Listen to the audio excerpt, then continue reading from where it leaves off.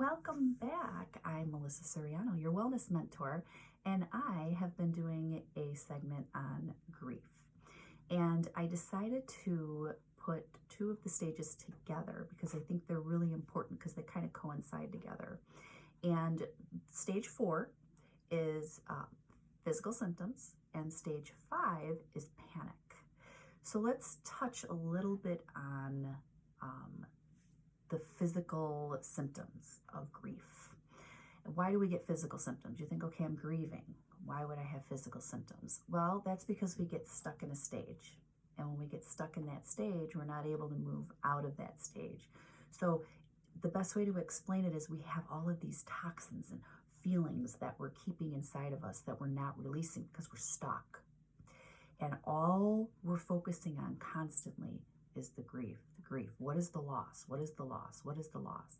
So we never give our body or our brain an opportunity to rejuvenate and to work through it.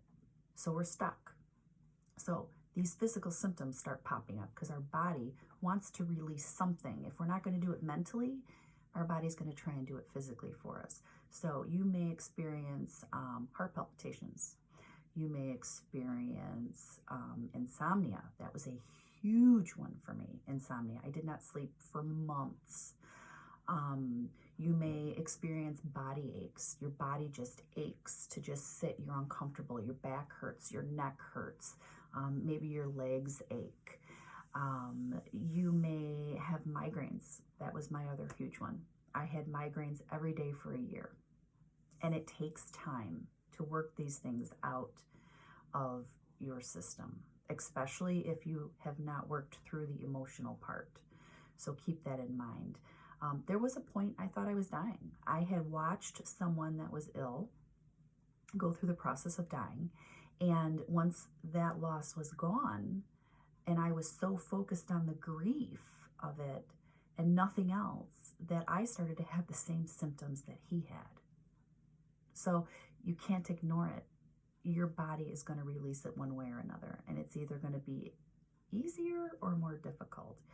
The coronavirus is a really great example of grief. There are people grieving. And what I really want you to focus on that's really important is it's not about choosing sides, whether you think your people are overreacting and we need to get back out into society, or you think that, oh my gosh, we need to stay in. It doesn't matter.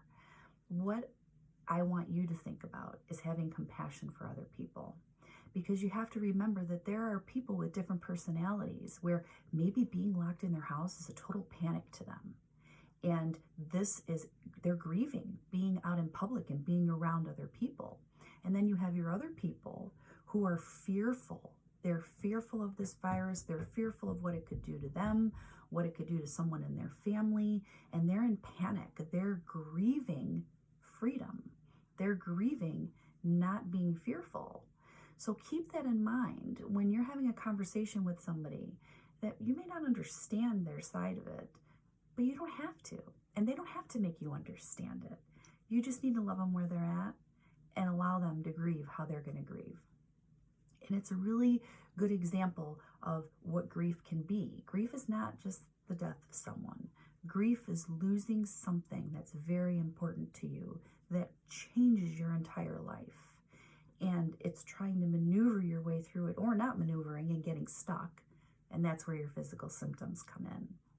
So what helped me? Well, it was a process. It didn't happen right away. I did see a neurologist for my migraines. I did see my doctor, my primary care physician, on many accounts because I thought I was having a heart attack. And basically, all the testing was done and there was physically nothing wrong with me. That is the big, when you know you're dealing with something emotionally. There was physically nothing wrong with me, but I had all these symptoms. So then it was time to go to counseling. So it was probably a good 8 to 10 month process of going through counseling, learning new ways to put my focus somewhere else, even if it was for 15 minutes every couple of hours, coloring, doing puzzles, watching a show that would make me laugh and make my mind focus somewhere else. Boy, just remember the biggest thing for me were doing crossword puzzles. That was huge for me because I had to focus and concentrate on something else. So I had to relearn how to occupy my brain in another way.